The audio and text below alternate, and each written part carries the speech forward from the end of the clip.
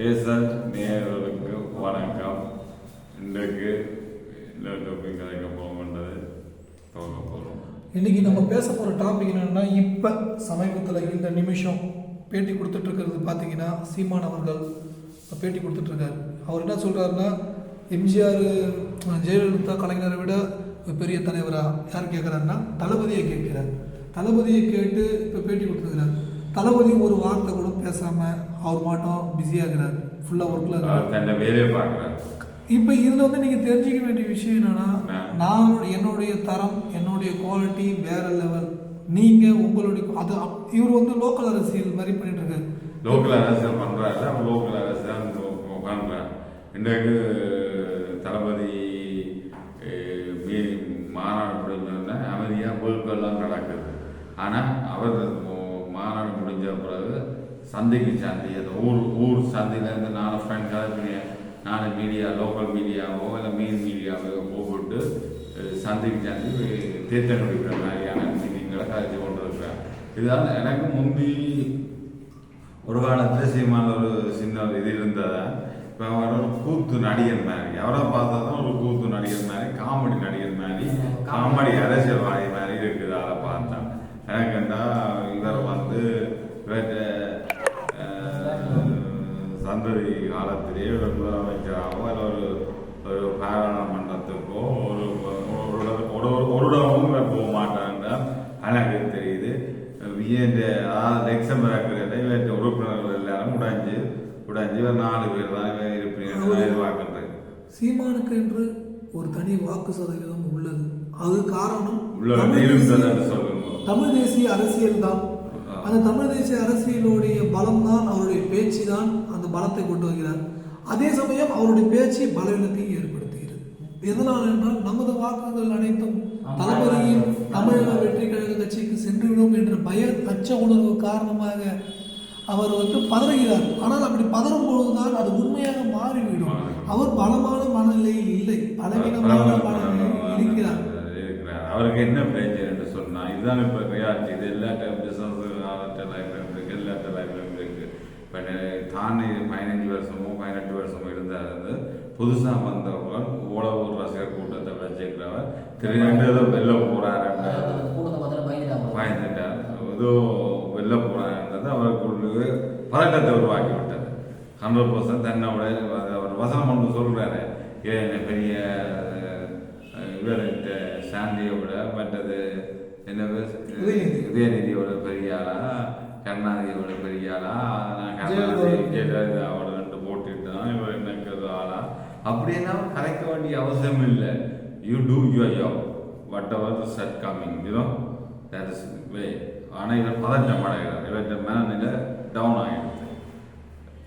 இப்படி பேசிட்டு இருக்க அது இன்னும் பலவீனப்படுத்தி பலவீனத்தை கொடுக்கும். அந்த பலவீனத்தை அவர் தவிர்த்து கொள்ள வேண்டும்.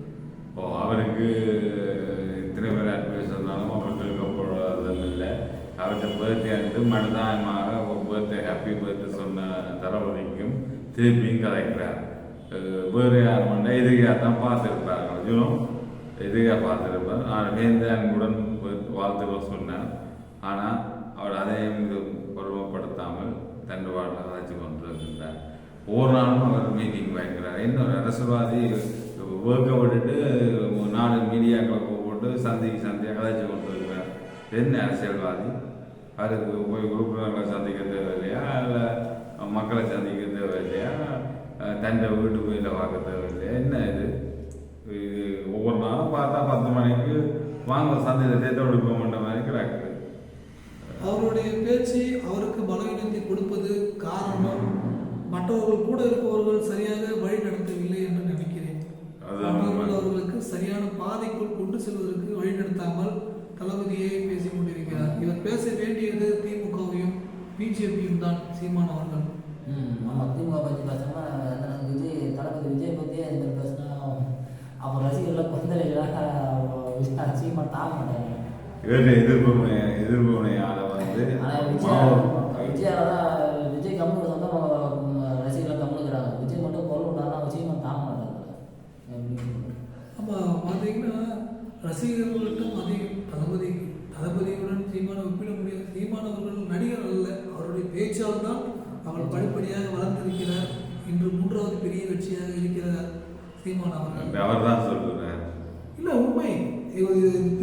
தளபதி தேர்தல் என்று அவருடைய வாக்கு சதவீதம் 15, 20, 25 இன்னும் முடிவாகவில்லை. ஆனால் இந்த நிமிடம் வரை சீமான் தான் 3வது பெரிய கட்சி. 3வது எலெக்ஷன் தான் தெரியும் 26ஆம் ஆண்டு. ஆனால் இவர் அதுக்கு கோயில் போடாக்கு அதிகமாக பேச ஆரம்பிக்கிறார். அது பேச பேச ஆனால் நான் கூட்டணி வைக்க மாட்டேன் இப்போதும் குறிப்பிடுகிறார். வைக்க வேண்டியது புரியும், மக்களுடன் தான் கூட்டணி வைப்பேன் என்று செந்தமிழன் சீமான் அவர்கள் குறிப்பிடுகிறார். சீமான் தானே தன்னை சொல்லுறார். அப்படியே நம்ம பாமக வந்து கூட்டணி அது வந்து பாமக, சீமான், திருமா அவர்கள், தளபதி 4 பேர் கூடினால் ஆட்சியை பிடித்து விடலாம். சீமானோட கூட்டம் வச்சா பிஜேபி மாஸ் சரியாக டவுன் ஆகிடும். சொல்லாலும் வந்து சீமானோட சேரக்கூடாதுன்னா என்னுடைய விருப்பம். ஏன்னா சீமானோட சேர்ந்தா சீமானோட சுட்டு டோக்கிங், அதாவது நோபடி லைக் இட், அதான் இந்த பேச்சு. அதனால் வந்து அவருக்கு சீமான் அவர்களும் தனி ஈழத்தை அமைத்து கொடுக்கிறேன் என்று வாக்குறுதி கொடுக்கிறார்.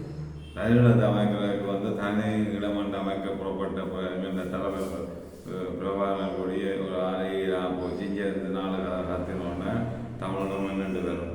தமிழகம் வருவான்னு சொன்னால் அதுதான் ஒரு பாட்பட்ட விஷயம். இனி காலத்தில் அவர் தமிழகத்தை சாட்டி தான் வாழ்ந்து கொண்டு போகிறார். அதை இப்போ தமிழர்கள் வந்து இப்போ வந்த ஜெனரேஷன் வந்து தமிழ் போராட்டம் இப்படி நடந்தது, இந்த மாதிரி அடிக்கப்பட்டது ஒரு தனக்கு தெரியாது இப்போ ஜெனரேஷனில். அது இவர் கத்தியும் விளங்க போகிறது இல்லை. இவர் அந்த நீரோட்டத்திலே இல்லை. அவர் முந்தி நடந்ததை சொல்லி தான் வாழலை. அதுதான் உண்மையான சிச்சுவேஷன். இறுதியாக நீங்கள் இருவரும் சொல்ல விரும்புவது ஏர்செல் டைம்ஸ் நேயர்களுக்கு?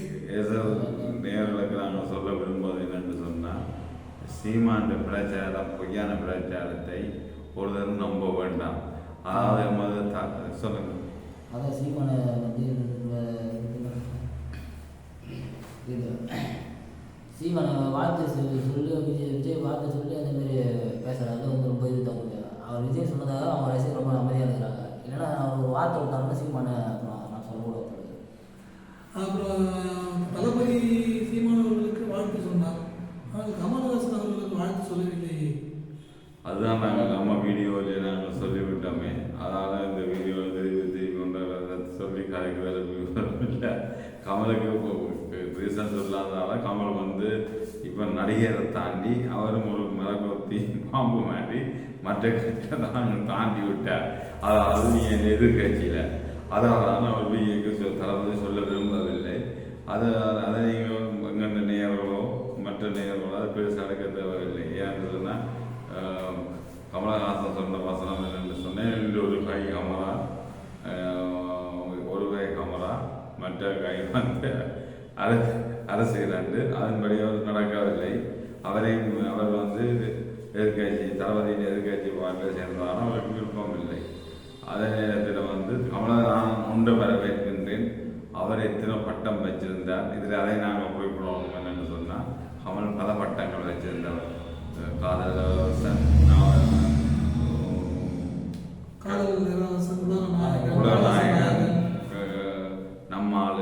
நம்மவர் என்ற கனப்பட்டங்களை வச்சிருந்தவர். அதை தொடர்ந்திருக்கின்றார். அதுக்காக அவரை நான் வாழ்த்துகின்றேன். அதுக்கு மட்டும்தான். மற்ற செயற்பாடுகளுக்கு நான் போதான் அதை சொல்லலாம். ஆனால் இப்போ இந்த விஷயத்துக்கு மட்டும் வாழ்த்துகின்றேன். ஏன்னு சொன்னால், நாங்களே எங்களுக்கு எல்லாருக்கும் பதவின்றது எங்கள் பேர்கள் விலாசங்கள் நாங்கள் என்ன செய்வோம்ன்ற இல்லாமல் எல்லா ஒரு பிஸ்னஸ்காரனுக்கு சாதிக்கிறத வெளிப்படையாக கொண்டு வரதுக்கு தான் எல்லாருக்கும் விருப்பம். அதுதான் இப்போ எல்லாரும் யூடியூப் போடாத இது செய்து கொண்டிருக்கிறார்கள். அந்த விஷயத்தில் இவர் வளர்ந்தவர் தனக்குன்னு ஒரு பட்டம் இருக்கிறத திறந்ததுக்கு திரும்பவும் வாழ்த்துகின்றோம். நீங்கள் என்ன சொல்லுங்கள்? அதாவது இன்னைக்கு மறுபடியும் சீமான பற்றி பேசுறது எனக்கு புரியுது.